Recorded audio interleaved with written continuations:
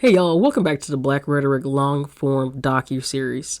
In this episode, I'm covering In Living Color. That's right, our favorite sketch comedy TV show that launched the careers of some of the biggest names in comedy. Of course, I'm talking about Jamie Foxx and Jim Carrey. Specifically, I want to look at how the show started and what happened to the series. How a show that was once in the top 10 most watched programs on television ended up getting canceled after just 5 seasons. From what I've found, there were a few factors at play, of course. The show's creator, Keenan Ivory Wayans, was starting to lose creative control, and the network was demanding changes that compromised the show's edgy and provocative content, and we didn't want that. Live sketch comedy is also a notoriously tough genre to keep fresh and innovative, so that was also a factor. But even with that in mind, the show's legacy, of course, lives on. I mean, I was definitely like a young kid, like not a baby, but a young kid when it came out, and I know it. I know the memes, I know the characters, and it also paved the way for a lot of other sketch comedy shows. I would say for sure Mad TV, and then shows like Key and Peele. And I would also say that it helped diversify representation of who got to perform on TV. We got to see definitely more black performers and even more Latino performers. Like, I would say white Latino, because Latino is ethnicity. Is nice. But anyway, join me as we explore the rise and fall of In Living Color. And then we'll look at also what it meant to the comedy world. Let's start. In Living Color was a popular sketch comedy television series that aired from 1990 to 1994 on the Fox network. Created by Keenan Ivory Wayans, the show is known for its diverse cast, irreverent humor, and biting social commentary. While it enjoyed a successful run during its time to air, the show was canceled after only a couple seasons due to a myriad of reasons. Now, In Living Color had its origins in Keenan's desire to provide a platform for diverse voices in comedy. Wayans, along with his siblings Damon, Kim, Sean, and Marlon, have been involved in various comedy projects and recognized the lack of representation for African Americans in the industry. Like, there was no primary sketch comedy, at least during that time, that featured a variety cast of black people. So Keenan Ivory Wayans pitched the idea of a sketch comedy show to Fox Network executives, emphasizing the need for a program that would showcase a diverse cast and also address social issues through humor, which is something black people have always done. The network, intrigued by the concept, gave Wayans the green light to create and produce the show. One of the distinguishing features of In Living Color was his ability to push boundaries and tackle sensitive subjects with humor, or just sensitive subjects whatsoever. I mean, I'm just thinking of some of the poverty, we see that in Dave Chappelle with his reparations sketch, but In Living Color definitely went after some of the poverty back in the black community. Maybe what I would say is the Home Shopping Network. Also, it tackled LGBT representation with what we saw at, the two gay reviewers. The name escapes me right now. But the show, what we say was it fearlessly, for sure, satirized racial stereotypes, politics, pop culture, and social issues, and it provided like a unique perspective that definitely wasn't on TV at the time. I would call what we saw provocative, edgy, and it was unapologetic, and I think that was one of the things that made it really popular and brought it to the mainstream of comedy. In its early seasons, In Living Color garnered impressive ratings, establishing itself as a breakout success. The show's debut season in 1990 averaged around 15 million viewers per episode, quickly becoming one of the highest rated programs on Fox. Now, 15 million viewers is a freak load. Like, you, considering that cable shows of this at the same time was maybe banking 1, 2, 3, 4 at the most. Now, and this is a premiering at later in the day, black-led, African-American-led show. 15 million is a freak ton. One of the most iconic members of the In Living Color cast was Jamie Foxx. Foxx was a regular on the show in its final 2 seasons and was known for his impressions of celebrities like Prince and Sammy Davis Jr. He also created original characters and showcased his musical talents. Another standout member of the In Living Color cast was Jim Carrey. Carrey joined the show in its 3rd season and quickly became one of the biggest draws. He showcased his remarkable talent for physical comedy and his ability to impersonate a wide range of celebrities. Carey left the show in 1994 to pursue a film career, and he went on to star in blockbuster hits like The Mask, Dumb and Dumber, and Liar Liar. Damon Wayans, who co-created the show with his brother Keenan Ivory Wayans, was also an integral part of the In Living Color cast. Wayans played a wide range of characters, including his unforgettable portrayal of Homie the Clown. Now y'all gotta remember that. And after In Living Color, Wayans continued to work in film and television, starring in movies like one of my favorites for sure, Major Payne, and one of my favorite TV shows, My Wife and Kids. David Alan Grier was another member of the In Living Color cast who went on to become a household name. Grier was known for his impeccable impressions of celebrities like Sammy Davis Jr., Bill Cosby, and Michael Jackson. Damn, they had playing Michael Jackson. It must have been, whatever. After In Living Color, Grier continued to work in television, starring in shows like The Carmichael Show. Other notable members of the In Living Color cast include Tommy Davidson, who showcased his incredible range as an impressionist and comedian, and Jennifer Lopez, who got her start as one of the show's Fly Girl dancers. And of course, we have the Wayans siblings, who all went on to have successful careers in entertainment after leaving In Living Color. One of the most iconic recurring sketches of In Living Color, Men on Film, featured Damon Wayans and David Alan Grier as flamboyant film critics Blaine Edwards and Antoine Merriweather. They would offer their hilariously exaggerated critiques of movies, often using catchphrases like "hated it" and "two snaps up." I'm Blaine Edwards. And I'm Antoine Merriweather. And welcome to Men on Films, the show that looks at movies from a male point of view. Tonight's show is sponsored by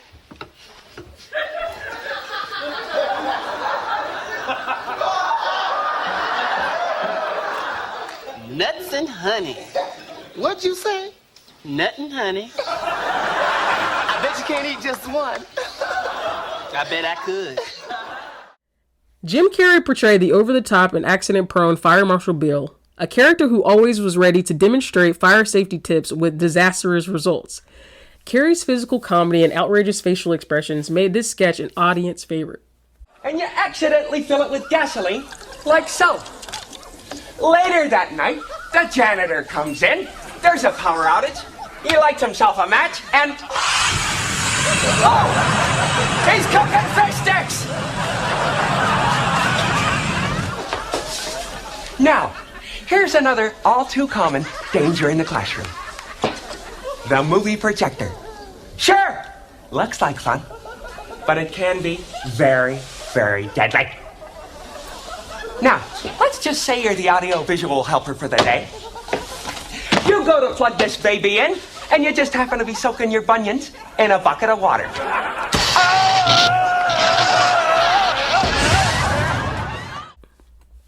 Damon Wayans played Homie the Clown, a bitter and a rebellious ex-con who worked as a children's party entertainer.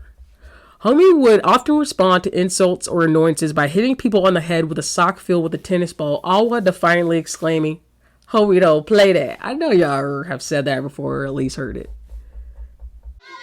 What? Now do a silly clown dance for us. Oh. Yeah, degrade myself, huh? I don't think so. Homie, don't play that. What else? You could slip on a banana peel and fall on your butt.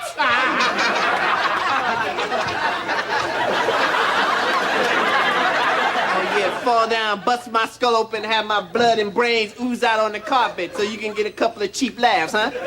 I don't think so. Homie, don't play that. What else? Hey. Can we smash the cream pie in your face like they be doing in clowns and stuff? Yeah! I think you got it backwards, son. Damon Wayans portrayed Anton Jackson, a homeless man who delivered comical monologues about life on the streets. With his distinctive catchphrase, "Wonder ain't no gossip but." Anton's character provided social commentary in a humorous and thought-provoking manner. Now that is funny. I'm telling you, that is like directly what I see these other sketch shows doing, like Key and Peele, Bad TV. Even Chappelle's show, this is like straight out of In Living Color. In Living Color introduced the world to the Fly Girls, a group of talented and energetic dancers who performed during the show's musical interludes. The Fly Girls, including Jennifer Lopez among others, showcased their impressive dance skills and added an element of visual flair to the series. Jim Carrey's physical comedy skills were on full display in the character of Vera DeMilo, a grotesque and muscular female bodybuilder. Oh my god, this is definitely what I fly today. Carrey's portrayal of Vera, complete with exaggerated body movements and exaggerated feminine traits, was both hilarious and unforgettable.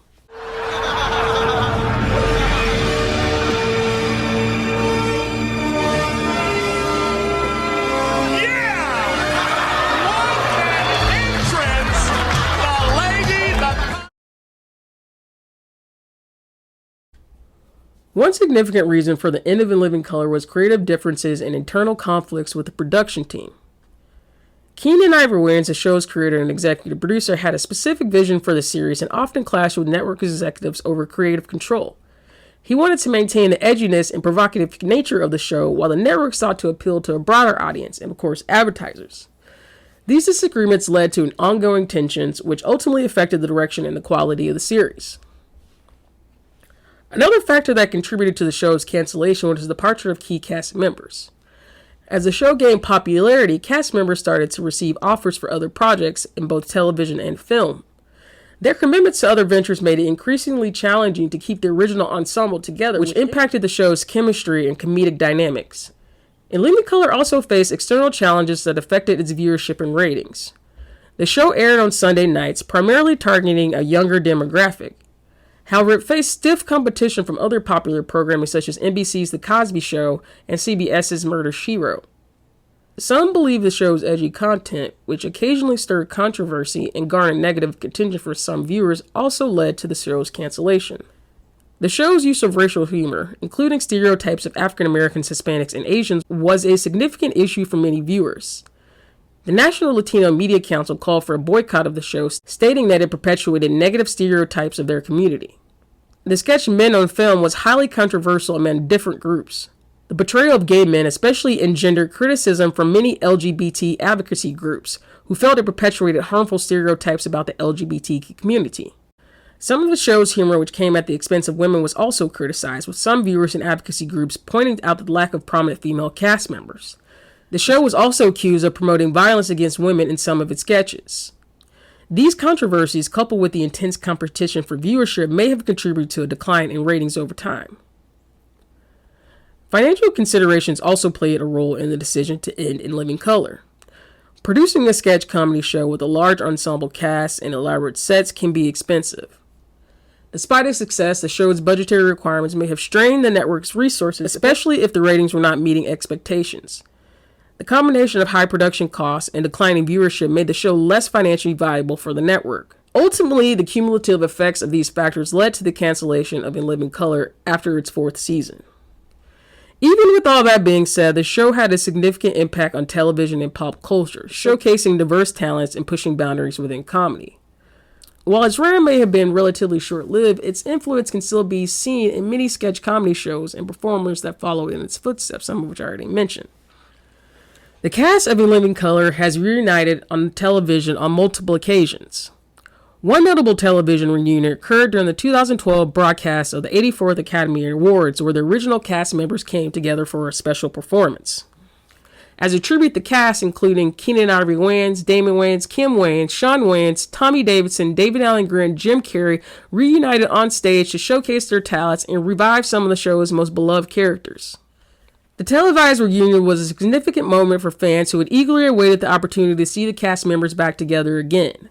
It served as a testament to the show's lasting impact and demonstrated the enduring chemistry and comedic talents of the original cast.